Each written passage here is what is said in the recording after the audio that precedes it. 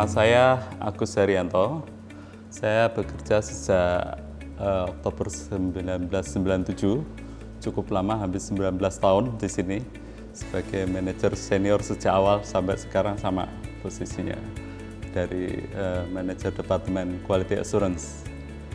Ebara Indonesia berdiri sejak 1980, adalah pertama kali pabrikan pompa di Indonesia yang mempunyai fasilitas produksi yang lengkap dari mulai pembuatan model, kita punya workshopnya, dan semua gambar desain asli tetap masih license dari Ebara Corporation Jepang, dan kita juga punya fasilitas foundry untuk cast iron, dan di samping itu untuk impeller kita punya fasilitas casting bronze material, dan proses machining juga kita proses sendiri di sini.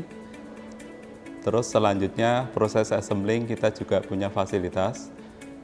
Setelah assembling kita juga punya fasilitas performance test pompa yang mungkin bahkan yang paling besar di Indonesia ya, dengan kapasitas test bench kita sampai 237 meter kubik per menit. Itu ilustrasi tentang kondisi fabrikasi di Ebara Indonesia. Pada awalnya kita memang sangat kesulitan untuk melakukan proses pemeriksaan trial product yang biasanya kita lakukan secara manual, yang mana kita pakai meja jobang atau meja perata yang sangat besar, dan kita proses markingnya itu sangat lama sekali. Misalnya trial product seperti casing cover yang di sini, ini kita butuh proses marking dengan posisi referensi diagonal, dan kemudian kita ukur vertikal, horizontal, itu kita mungkin 1 hari untuk hanya ngukur 1 piece yang kecil ini. Sedangkan untuk yang besar bisa sampai 2-3 hari proses markingnya, karena posisinya harus vertikal, nanti kita referensinya dirubah menjadi posisi yang horizontal. Ebara Indonesia adalah produksi pompa yang aplikasinya memang untuk fresh water, tapi material yang PT Ebara Indonesia gunakan untuk pompa adalah cast iron pump dengan impeller bronze, dan ini tipenya sangat banyak sekali.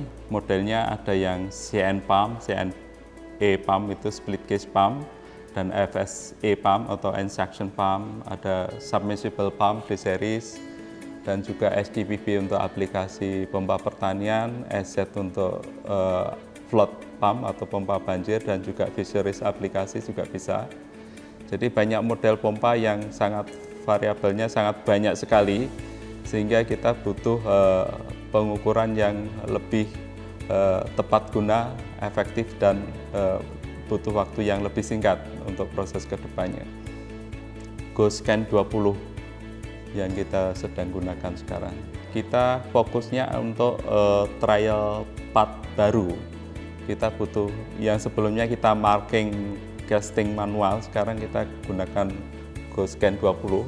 Harapan kami bisa mudah melakukan proses scanning dengan menghasilkan dimensi yang lebih akurat dan cepat, intinya yang lebih cepat untuk semua aplikasi, khususnya yang kayak casing cover, apalagi yang sulit itu impeller sama casing, itu dimensi volute-nya itu sangat susah untuk digambarkan dengan bentuk gambar 2 dimensi.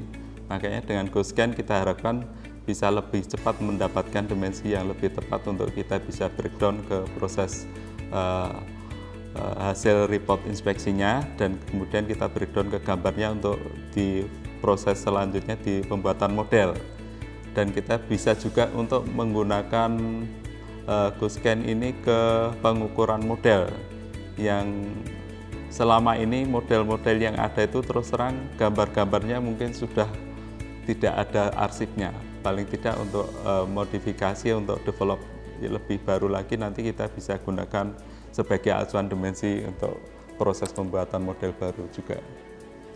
Ya, dampak yang positif yang bisa kita dapatkan paling tidak untuk trial marking khususnya itu bisa menghasilkan data pemeriksaan yang jauh lebih cepat.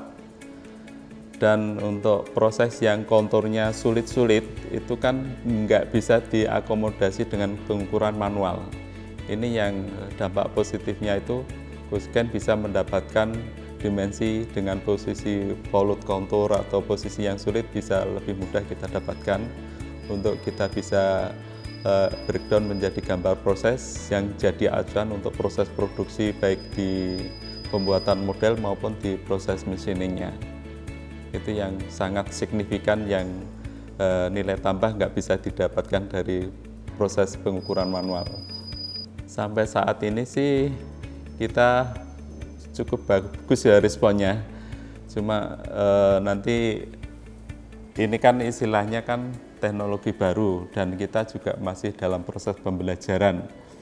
Mau tidak mau kesulitan pasti ada dalam proses aplikasi ini, dan kita memang tetap selalu berharap supporting yang lebih cepat dan lebih responsif ke depan nanti untuk aplikasinya biar lebih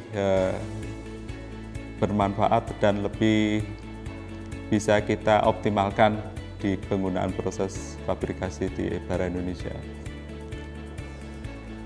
Kalau dari aspek layanannya sih mungkin tetap harus dikomunikasikan secara berkelanjutan ya.